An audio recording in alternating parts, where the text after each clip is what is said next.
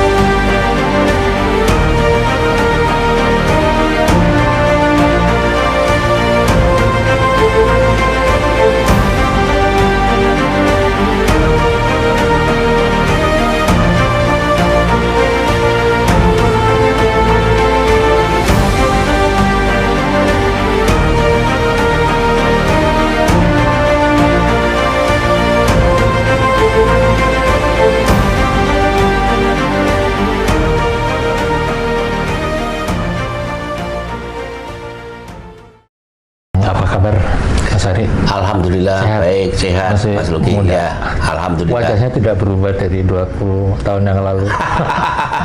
Itu kan hanya pendapat teman-teman aja. Saya mengenal beliau ini dari 2012 ketika setelah INI waktu itu kongres di Jogja terjadi keributan. Nah, saya mengenal beliau di timnya Bu Rahma. Tapi itu masa lalu ya. Masa lalu.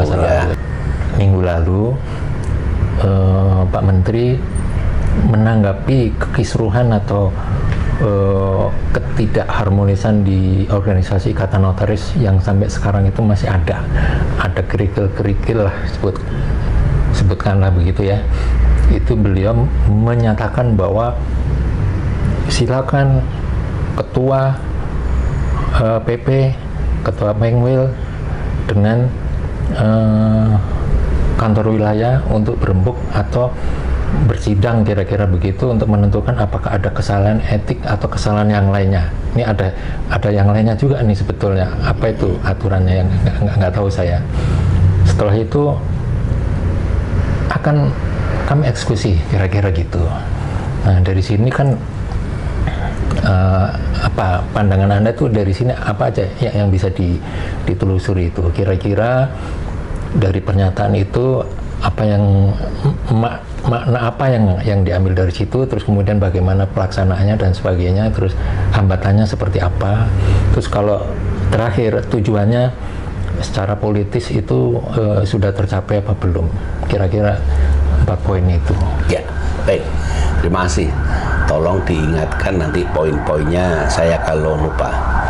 Yang pertama mengenai statement Menteri Hukum di Mangkunegaran beberapa waktu yang lalu. Hari Minggu yang lalu ya. Ya, saya pikir itu statement yang bagus untuk menyatakan bahwa Menteri sudah memberikan keputusan, dalam hal ini pemerintah sudah memberi keputusan bahwa ini di bawah kepemimpinan Irfan Ardiansyah adalah yang diakui dan sudah disahkan. Soal lain itu ada di TUN atau di tempat lain bagaimana itu terserah. Ya. Penegasan Menteri bahwa itu supaya agar mereka-mereka yang masih ingin bercokol supaya ini Irfan Ardiansyah itu dianggap tidak sah dan lain sebagainya, itu dianggap tidak benar.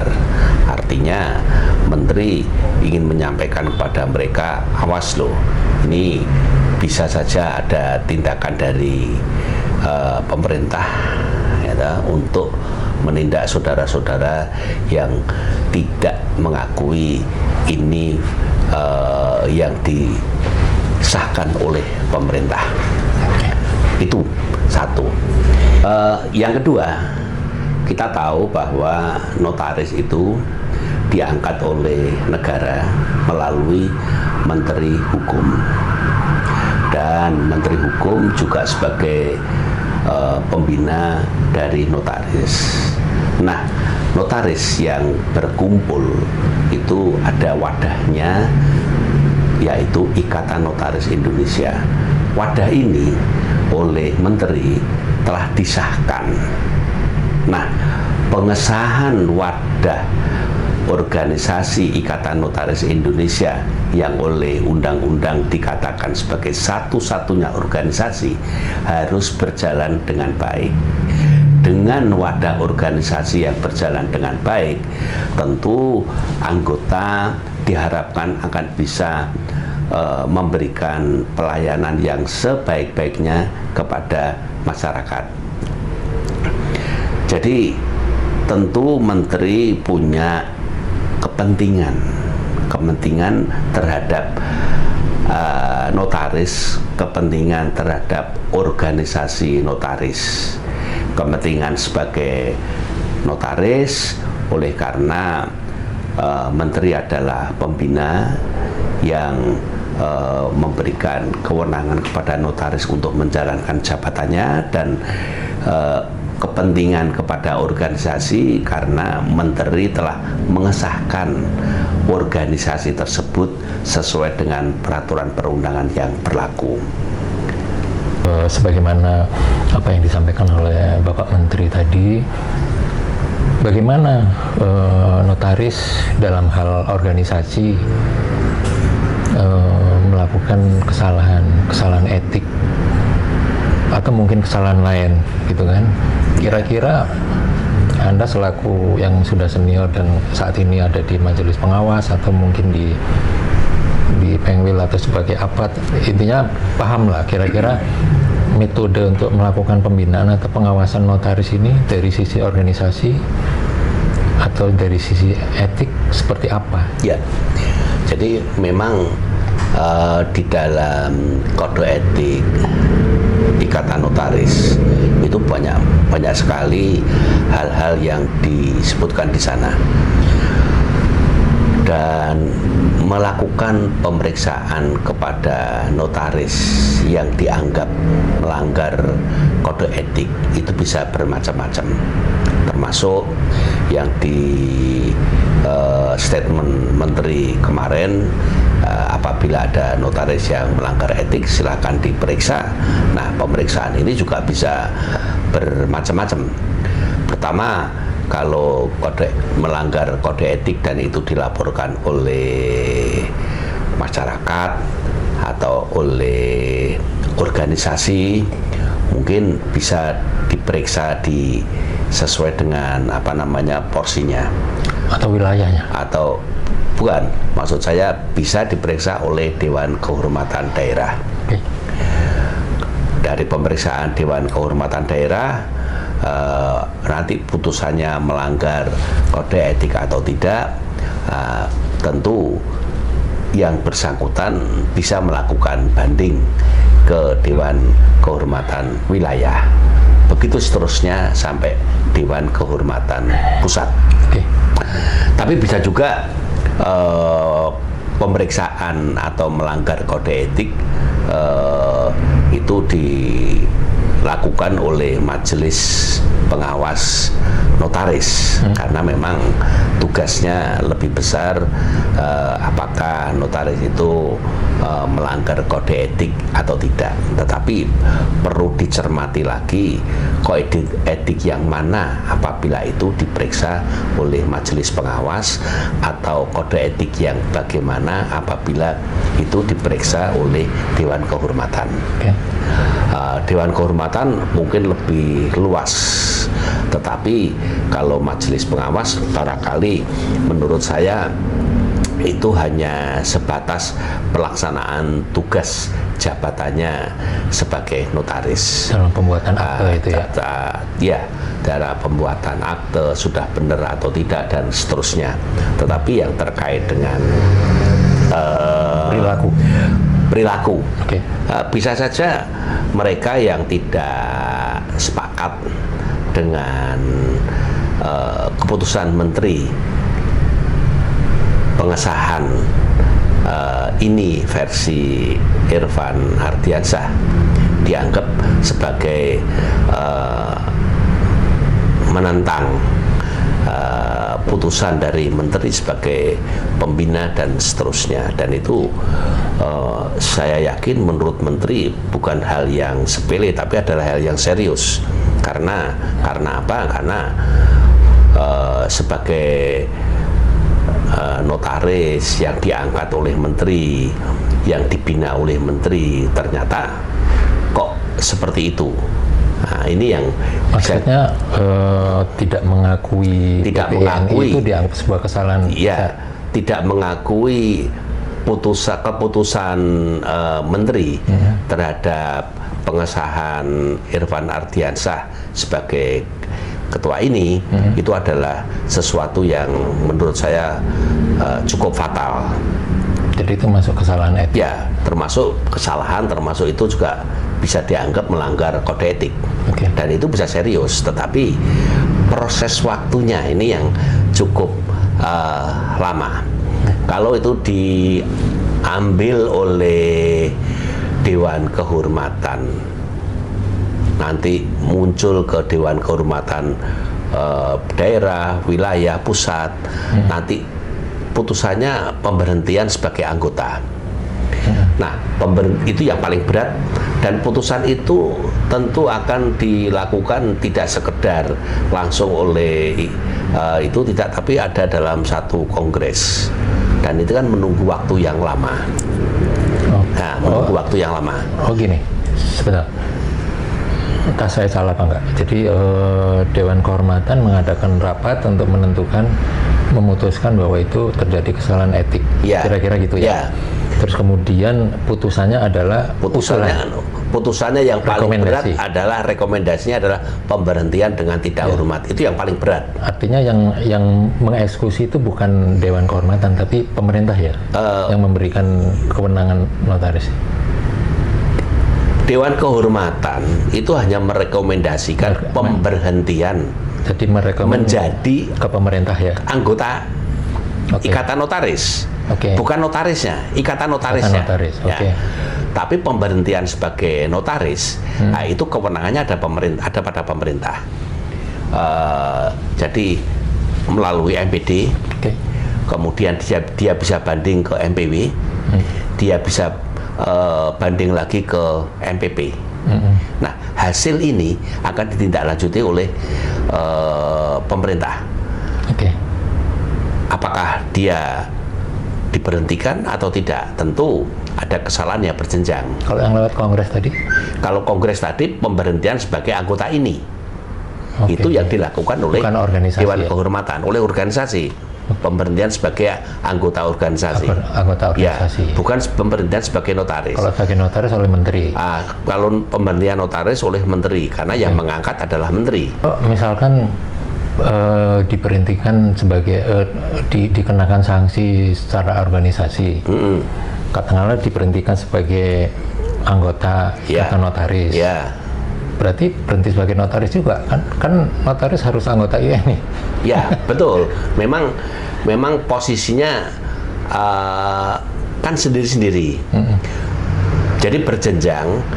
Ketika diberhentikan sebagai anggota Ikatan Notaris, bisa saja dilaporkan kepada menteri sebagaimana statement menteri bahwa ini loh saya berhentikan sebagai anggota.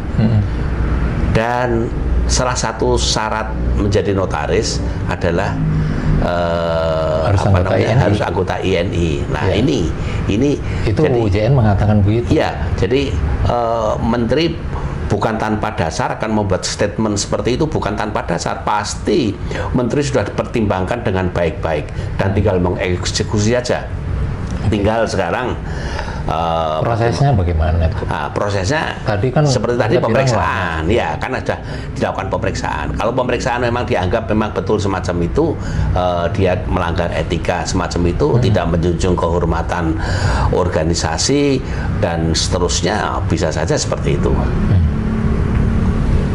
Oke, tadi kan disebutkan tidak mengakui itu sebagai kesalahan. Ya, Terus ada yang ini nih mengatasnamakan organisasi, padahal dia punya kewenangan. tidak punya Itu kewenangan karena masuk dia kesalahan etik organisasi juga ya. bisa jadi semacam itu, karena kuncinya ada pada pemerintah kok. Pemerintah pembina organisasi. Mereka pemerintah pembina organisasi, dan saya yakin pemerintah ambil gegabah itu tidak pasti. Pemerintah sudah mempertimbangkan dengan matang apa keputusan yang diambil itu. Tentu tidak sekedar melihat ini siapa-siapa, tapi proses awal muasalnya kenapa sih bisa begini kan bisa tahu. Ya. Dan tentu pemerintah juga akan melihat anggaran dasar ini bagaimana dan seterusnya, anggaran rumah tangga bagaimana dan seterusnya. Tidak mungkin itu tidak dipelajari oleh pemerintah, tidak mungkin, pasti dipelajari dengan baik. Mohon dipertegas tadi kira-kira proses tadi itu bisa dijalankan seperti apa? Ya, saya pikir gini, Mas Luki, proses tadi itu bisa dijalankan oleh DKD secara berjenjang ke DKW atau DKP, dan juga bisa dijalankan oleh Majelis Pengawas Daerah, Majelis Pengawas Wilayah atau Majelis Pengawas Pusat. Nah, tentu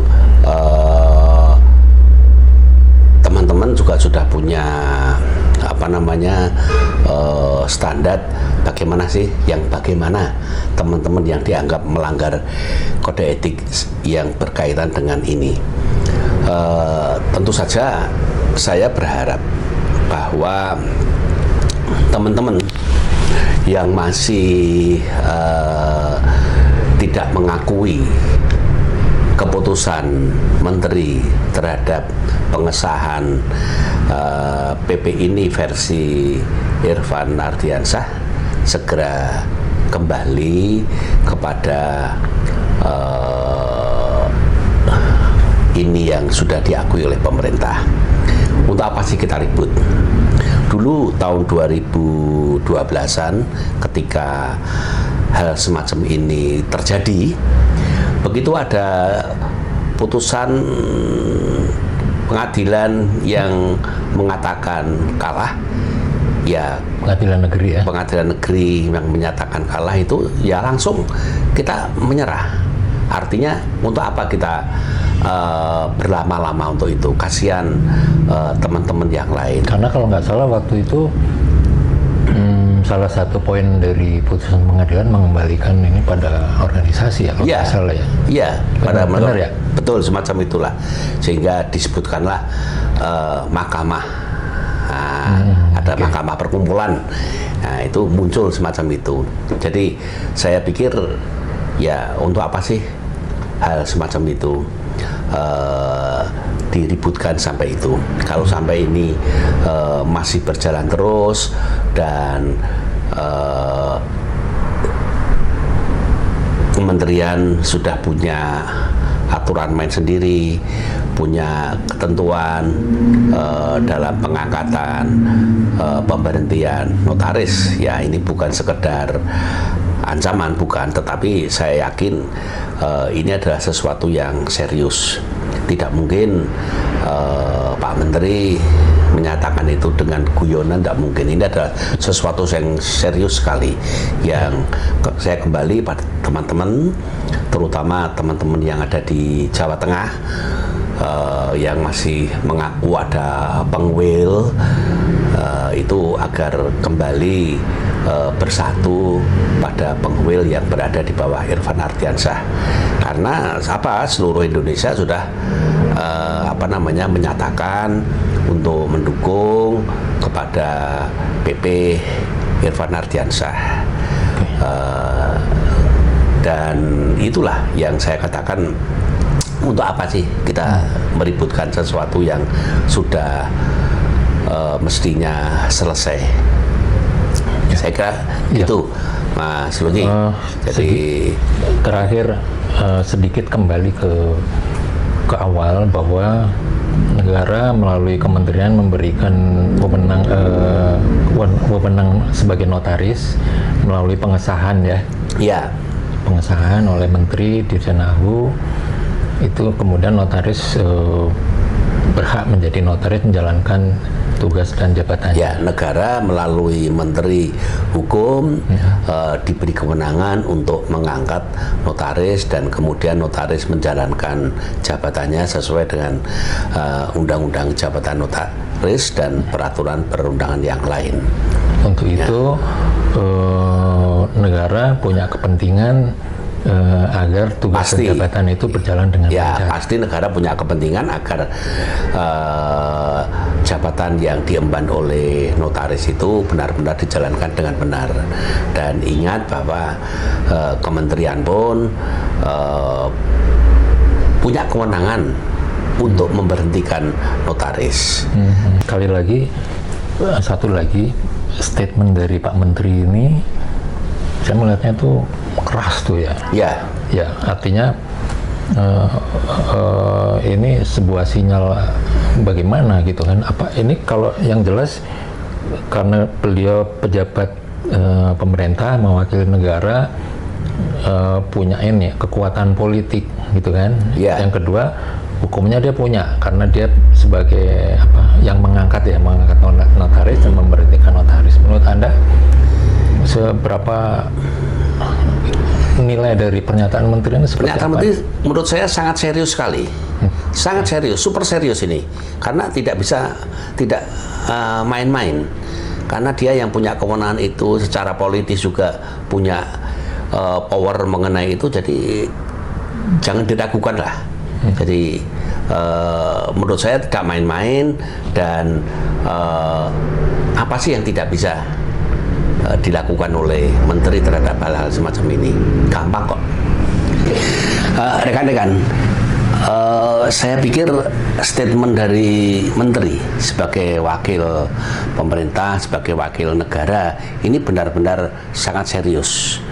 Sangat serius. Jadi saya berharap rekan-rekan sekalian untuk benar-benar memahami statement menteri itu dengan sebaik-baiknya. Dan khusus untuk teman-teman rekan-rekan notaris, seluruh pengwil sudah tunduk dan mau untuk bergabung dengan Irfan Ardiansyah.